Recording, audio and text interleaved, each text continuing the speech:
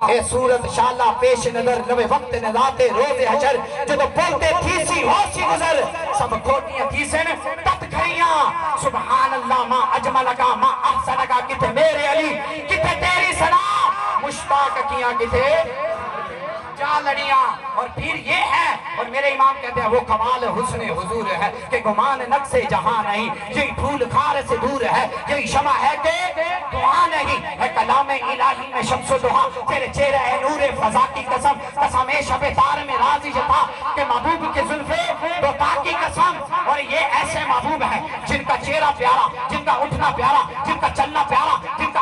آنکھ پیاری جن کا ہاتھ پیارا جن کے ہونٹ پیارے جس کے دانت پیارے حضرت علی فرماتے ہیں مولا علی کی بات کرنا ہو ترمذی شریف کی حدیث ہے حضرت علی نے حضور کا حلیہ بیان کیا حضور کے اوصاف کو بیان کیا حضور کے ہاتھوں کو حضور کے رخسار کو حضور کی آنکھوں کو حضور کے زلفوں کو حضور کے علامہ نشرہ والے سینے کو حضرت علی نے حضور کا پورا